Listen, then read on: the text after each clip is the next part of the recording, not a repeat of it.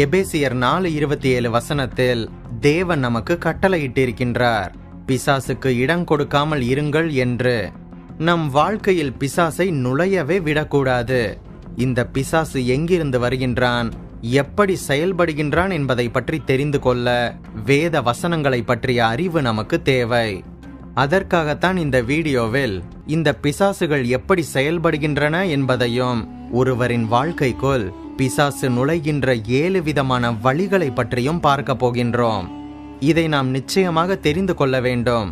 அப்போதுதான் நாம் இந்த பிசாசை தோற்கடிக்க முடியும். வீடியோக்கு ஒரு லைக் பண்ணிட்டு கடைசி வர பாருங்க. நம் Bible wisdom Tamil channel notifications உங்களுக்கு வரவில்லை என்றால் பெல் பட்டனை கிளிக் செய்து ஆல் என்கின்ற ஆப்ஷனை செலக்ட் செய்து கொள்ளுங்கள். முதலாவதாக நமது வாழ்க்கைக்குள் கலகம் செய்து பிசாசு உள்ளே நுழைவான். அழிவுக்கு நேராக நடத்தும் முதல் படி கலகம் செய்யும் ஆவிதான். 1 சாமுவேல் 15:23 தேவனுடைய கட்டளைக்கு சவுல் கீழ்ப்படியாததினால் சாமுவேல் தீர்க்கதரிசி இரண்டகம் பண்ணுதல், பில்லி சூனிய பாவத்திற்கும், முரட்டாட்டம் பண்ணுதல், அவபக்திக்கும், விக்கிரக ஆராதனைக்கும் சரியாக இருக்கின்றது. நீர் கர்த்தருடைய வார்த்தைகளை புறக்கணித்தபடியினாலே அவர் உம்மை ராஜாவாக இராதபடிக்கு புறக்கணித்து தள்ளினார் என்று கூறியதை பார்க்கின்றோம். சவுல் ராஜா இப்படியாக கலகம் செய்ததினால் கர்த்தருடைய ஆவி சவுலை விட்டு நீங்கினார். கர்த்தரால் வரவிடப்பட்ட ஒரு பொல்லாத ஆவி சவுலை கலங்க பண்ணி கொண்டிருந்தது என்று 1 சாமுவேல் 16:14 சொல்கின்றது. சவுல் தனது சமாதானத்தை இழந்து பிசாசுகளினால் அடிமைப்படுத்தப்பட்டு மிகவும் அலைக்கழிக்கப்பட்டார் என்று பார்க்கின்றோம். இன்றைய காலத்தில் பெற்றோர்களை எதிர்த்து நிற்கின்ற அநேக பிள்ளைகள் போதை மருந்துக்கும் பாலியல் இச்சைக்கும் அடிமைப்படுகின்றனர். பெற்றோர்கள் அவர்களை தட்டி கேட்பதை அவர்களால் பொறுத்து கொள்ள முடியவில்லை, கலகம் செய்கின்றனர். பிள்ளைகள் மட்டுமல்ல, பெற்றோர்களும் கூட கலகத்தோடு கூட சேர்த்து அதிகாரத்தின் மீதும் வெறுப்பு கொள்கின்றனர். தேவன் மீதும் அவர் வார்த்தையின் மீதும் வெறுப்பு. சில சமயங்களில் தன் மீதே வெறுப்பு ஏற்படுகின்றது. இப்படியாக கலகம் செய்யும் போதுதான் சாத்தான் நமது வாழ்க்கைக்குள் நுழைகின்றான். இப்படி கலகம் செய்து சாத்தான் நமது வாழ்க்கையில் நுழைவதற்கு சந்தர்ப்பமே அளித்து விடாதீர்கள். இரண்டாவதாக, நாவின் மாறுபாடுகள் வழியாக பிசாசு உள்ளே நுழைவான். நாம் பேசுகின்ற உரையாடல்கள், பாஷை, பேச்சு ஆகியவற்றின் மூலமாக பிசாசு நமக்குள் நுழைந்து விடுவான். மரணமும் ஜீவனும் நாவின் அதிகாரத்தில் இருக்கின்றது என்று நமது பைபிள் போதிக்கின்றது. வேதாகமம் சொல்கின்றது, தன் வாயை காக்கிறவன் தன் பிராணனை காக்கின்றான், அதாவது தனது உயிரை காக்கின்றான். தன் உதடுகளை விரிவாய் திறக்கின்றவனோ கலக்கமடைகின்றான் என்று நீதிமொழிகள் 13:3 சொல்கின்றது. நாம் பயனற்ற வார்த்தைகளை பேசும்போது சாத்தான் நமக்குள் குடிகொள்வான். துன்மார்க்கனுக்கு அவன் உதடுகளின் துரோகமே கண்ணி என்று நீதிமொழிகள் 12:13 கூறுகின்றது. நமது நாவின் வார்த்தைகளின் மூலமாக நாம் பிசாசின் சிக்கலில் மாட்டிக்கொள்கின்றோம். அதுபோக மற்றவர்களுக்கு தீங்கு விளைவிக்கும் வார்த்தைகளையும் நாம் பேசும்போது அவை தேவனை கனப்படுத்தாமல் பிசாசுகளை உள்ளே வரவழைக்கும். எப்போதுமே பிசாசினால் நாம் நமது மனதில் என்ன நினைக்கின்றோம் என்பதை அறிய முடியாது. ஆனால் நமது வாயிலிருந்து வெளிப்படும் வார்த்தைகளின் மூலமாக அவன் நாம் என்ன நினைக்கின்றோம், நமது மனதில் என்ன நிறைந்திருக்கின்றது, நமது வாழ்க்கையில் என்ன பிரச்சனைகள் நடந்து கொண்டிருக்கின்றது என்பதை அறிந்து கொள்வான். இந்த நாவின் வார்த்தை என்பது ஒரு இருவழி பாதையானபடியினால் மற்றவர்கள் உங்களிடம் பேசும் வார்த்தைகளை குறித்தும் நாம் கவனமாக இருக்க வேண்டும். ஏனென்றால் வார்த்தைகளுக்கு பின்விளைவு உண்டு. முதலாவதாக, மற்றவர்களிடம் பிரச்சனைகளை கூறி அவர்களிடம் புலம்புவதை நிறுத்துங்கள். நீங்கள் புலம்புவது அனைத்தையுமே பிசாசும் கேட்டுக்கொண்டிருக்கின்றான். ஒருவேளை உங்களது வாழ்க்கை சூழ்நிலை தலைகீழாக இருக்கலாம், காரியங்கள் எல்லாமே மாறுதலாக இருக்கலாம்.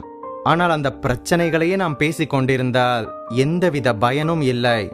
இந்த சமயத்தில்தான் சூழ்நிலைகள் எல்லாமே நமக்கு மாறுபாடாக இருக்கும்போதுதான் விசுவாசமான வார்த்தைகளை நாம் பேச வேண்டும்.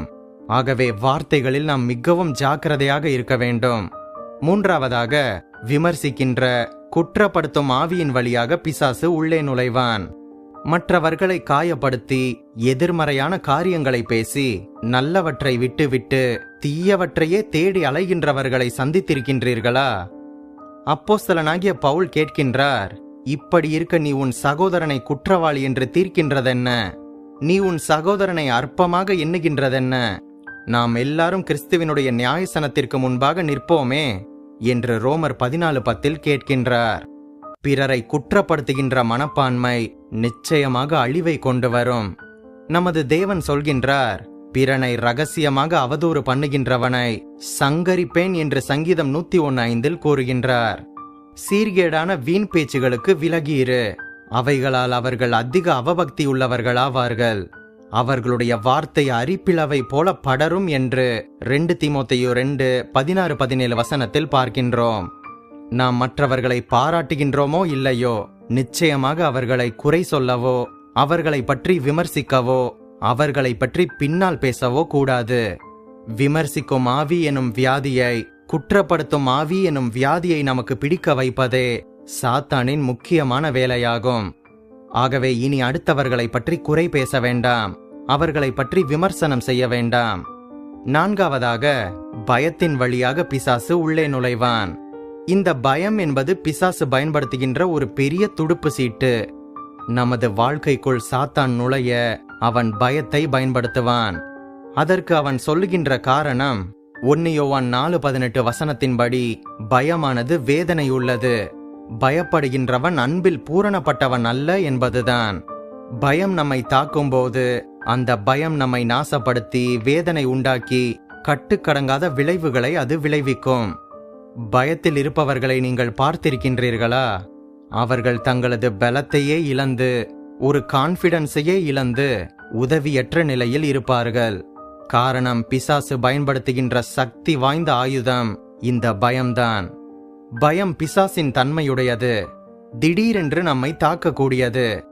இந்த பயத்தை நாம் வெல்ல வேண்டும் என்றால் நாம் தேவனுடைய வார்த்தையில் நிலைத்திருக்க வேண்டும். பயம் நமது மனதிலே லைட்டாக வரும்போதே ஆரம்பத்திலேயே அதை முறியடித்து விட வேண்டும். சங்கீதக்காரன் வேதாகமத்திலே கூறியிருப்பது போலவே அவனோடு கூட சேர்ந்து நாமும் சொல்ல வேண்டும், கர்த்தர் என் வெளிச்சமும் என் இரட்சிப்புமானவர், நான் யாருக்கு பயப்படுவேன்? கர்த்தர் என் ஜீவனின் பலனானவர், நான் யாருக்கு அஞ்சுவேன்? என் சத்துருக்களும் என் பகைஞருமாகிய பொல்லாதவர்கள் என் மாம்சத்தை பட்சிக்க என்னை நெருக்குகையில் அவர்களே இடறி விழுந்தார்கள். எனக்கு விரோதமாக ஒரு பாளையம் இறங்கினாலும் என் இருதயம் பயப்படாது. என் மேல் யுத்தம் எழும்பினாலும் இதிலே நான் நம்பிக்கையாக இருப்பேன் என்று சங்கீதம் 27:1-3 நாம் திரும்ப திரும்ப நமக்கு பயம் வரும்போதெல்லாம் அறிக்கை செய்து கொண்டே இருக்க வேண்டும். ஒன்று நமது இருதயத்தில் விசுவாசம் இருக்க வேண்டும், அல்லது பயம் இருக்க வேண்டும். வேதாகமம் சொல்கின்றது, விசுவாசம் இல்லாமல் தேவனுக்கு பிரியமாக இருக்க முடியாது என்று. விசுவாசம் இல்லாமல் தேவனிடம் எதையும் பெற்றுக்கொள்ள முடியாது என்றும் நமது வேதாகமம் போதிக்கின்றது. ஆகவே இருதயத்தில் பயம் வரும்போதே நாம் அதை விசுவாசமாக பேசி அந்த பயத்தை நீக்கிவிட வேண்டும். இப்படியாக நாம் விசுவாசமாக பேசும்போது பயம் மட்டுமல்ல, நம்மை சுற்றி இருக்கின்ற பிரச்சனைகள் அனைத்துமே நம்மை விட்டு போய்விடும். அனைத்தையும் கர்த்தர் பார்த்து கொள்வார்.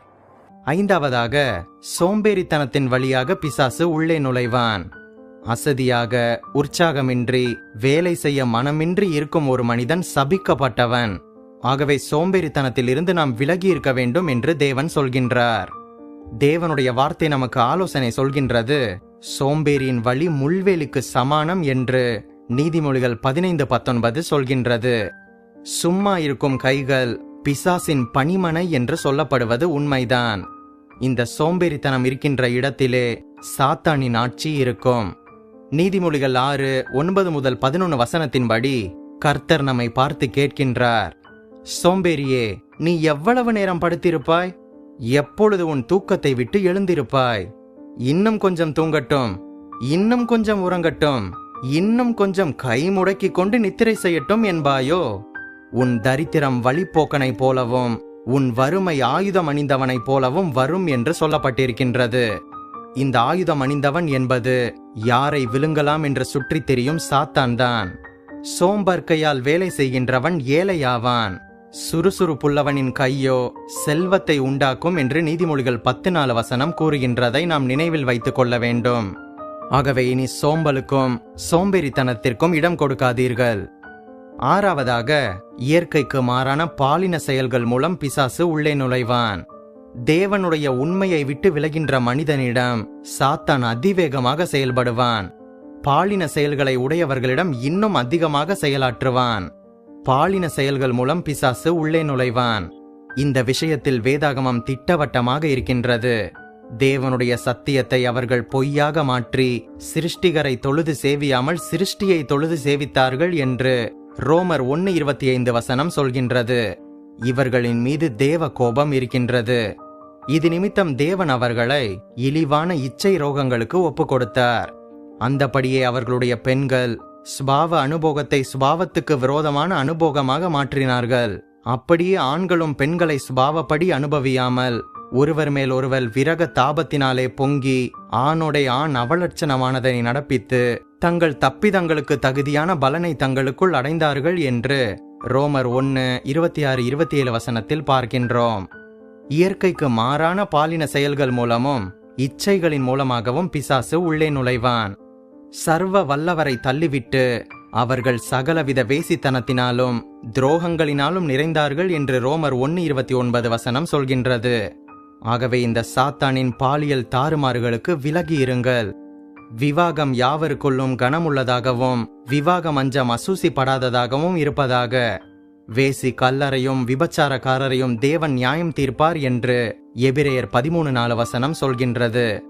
இந்த பாவத்திலிருந்து நாம் எப்படி விடுதலை பெறுவது, இச்சைகளிலிருந்து எப்படி விடுதலை பெறுவது என்பதை பற்றிய வீடியோ லிங்க் டிஸ்கிரிப்ஷனில் இருக்கின்றது. இது உங்களுக்கு மிக பயனுள்ளதாக இருக்கும். நிச்சயமாக பாருங்கள். கடைசியாக 7வதாக மாம்சத்தையும் ஆவியையும் கலந்து குழப்பம் உண்டாக்கி அதன் வழியாக பிசாசு உள்ளே நுழைவான். இந்த இயற்கையான உலகில் களவை செய்வதற்கு சில விளைவுகள் இருக்கின்றது. குதிரையையும் கழுதையையும் நாம் சேர்க்கும்போது கோவேரி கழுதை பிறக்கின்றது.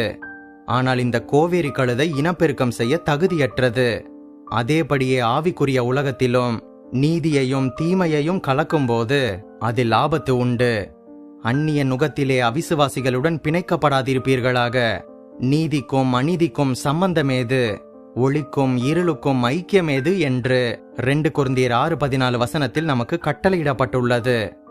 6 நாட்கள் உலகத்திற்காகவும் ஞாயிற்றுக்கிழமை மாத்திரம் தேவனுக்காகவும் நாம் வாழ முடியாது. அது சரிப்பட்டு வராது. எனவே கர்த்தர் சொல்லுகின்றார், ஆனபடியினால் நீங்கள் அவர்கள் நடுவிலிருந்து புறப்பட்டு பிரிந்து சென்று அசுத்தமானதை தொடாதிருங்கள் என்று கர்த்தர் சொல்லுகின்றார். அப்போது நான் உங்களை ஏற்றுக்கொண்டு உங்களுக்கு பிதாவாக இருப்பேன் என்று 2 கொரிந்தியர் 6:17-18 பார்க்கின்றோம். இந்த 7 பிசாசின் கிரியைகளுக்கு நாம் உடன்படக்கூடாது. இப்படியாக இந்த சாத்தானின் தாக்குதலை நாம் அழிக்கும்படியாக விசுவாசமாக யுத்தத்தில் ஈடுபடும்படியாக விசுவாசிகளாகிய நம்மை தேவன் எதிர்பார்க்கின்றார். தகுந்த கவசம், சரியான தகவல், உறுதியான பாதுகாப்பு இல்லாமல் இந்த பிசாசுகளை தோற்கடிக்க முடியாது. யுத்தத்திற்குரிய ஆடையை அணியாமல் ஒரு அடி கூட நாம் எடுத்து வைக்கக்கூடாது. ஏனென்றால் எதிரியின் செயல்பாடுகளால் நாம் செயல் இழந்துவிட்டால் தேவனின் சேனையில் செயலாற்றி நாம் பிசாசை தோற்கடிக்க முடியாது. இயேசு இந்த பிரச்சனையை நேரடியாகவே அணுகினார். இயேசு கூறினார், நான் தேவனுடைய விரலினாலே பிசாசுகளை துரத்துகின்றபடியினால் தேவனுடைய ராஜ்யம் உங்களிடத்தில் வந்திருக்கின்றதே என்று அவர் கூறுவதை லூக்கா 11:20 நாம் பார்க்க முடியும். இந்த பலவானாகிய சாத்தானை நாம் கட்டுவதற்கு தேவனுடைய விரல் நமக்கு வேண்டும். பரிசுத்த ஆவியின் வல்லமை நமக்கு வேண்டும். உங்களுக்கு என்று இங்கு பயன்படுத்தப்படாமல் உங்களிடத்தில் என்கின்ற வார்த்தையை இயேசு பயன்படுத்துகின்றார். பரிசுத்த ஆவியானவர் தரப்பட போகின்றதை குறிப்பிடும் போதும் கூட இதே வார்த்தைகளை இயேசு பயன்படுத்துவதை பார்க்கின்றோம். பரிசுத்த ஆவி உங்களிடத்தில் வரும்போது நீங்கள் பலனடைந்து எருசலேமிலும் யூதேயா முழுவதிலும் சமாரியாவிலும் பூமியின் கடைசி பரியந்தமும் எனக்கு சாட்சிகளாக இருப்பீர்கள் என்று இயேசு கூறியதை அப்போஸ்தலர் 1:8 பார்க்க முடியும். ஆகவே உங்களிடத்தில் என்கின்ற வார்த்தை தேவனின் வல்லமையை குறிக்கின்றது.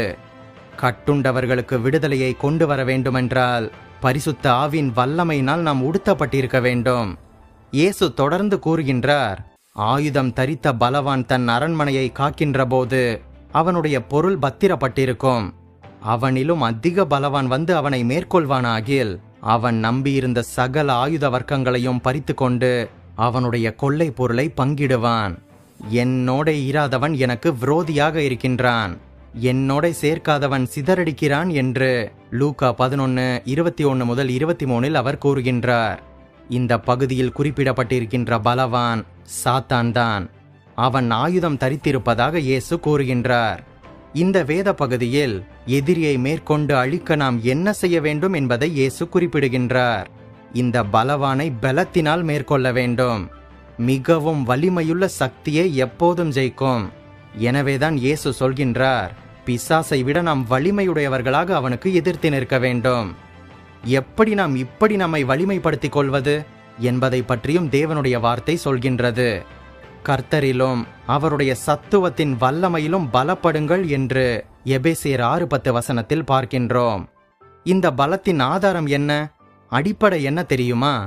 இயேசுவே சொல்கின்றார், இதோ சர்ப்பங்களையும் தேள்களையும் மிதிக்கவும் சத்துருவினுடைய சகல வல்லமைகளையும் மேற்கொள்ளவும் உங்களுக்கு அதிகாரம் கொடுக்கின்றேன் என்று லூக்கா 10:19 அவர் கூறுகின்றார். ஆகவே பிசாசின் தந்திரங்களையும் அவனது வல்லமைகளையும் மேற்கொள்ள உங்களுக்கு அதிகாரம் கொடுக்கப்பட்டிருக்கின்றது. நாம் முன்பாக பார்த்த இந்த 7 காரியங்களுக்கும் நீங்கள் விலகியிருங்கள். பிசாசுக்கு எதிர்த்து நில்லுங்கள். அப்போது அவன் உங்களை விட்டு ஓடி போவான். கர்த்தர் நமக்கு எப்போதும் துணை செய்து நமக்கு உதவி செய்வார். நீங்கள் ஆசீர்வதிக்கப்பட்டவர்கள். நம் பைபிள் விஸ்டம் தமிழ் சேனலுக்கு உங்களால் முடிந்த உதவியை செய்யுங்கள். இந்த வீடியோவையும் நமது சேனலையும் உங்கள் கிறிஸ்தவ நண்பர்களுக்கு அறிமுகம் செய்யுங்கள். பிசாசு யார், அவன் எப்படிப்பட்டவன் என்கின்ற வீடியோ லிங்க் டிஸ்கிரிப்ஷனில் இருக்கின்றது, பார்த்து கொள்ளுங்கள். மேலும் பல வேதாகம தகவல்களையும் சத்தியத்தையும் அறிய நம் சேனல் பிளேலிஸ்ட் பக்கத்திற்கு சென்று மற்ற வீடியோக்களையும் பாருங்கள். மறுபடியுமாக சொல்கின்றேன், நீங்கள் ஆசீர்வதிக்கப்பட்டவர்கள்.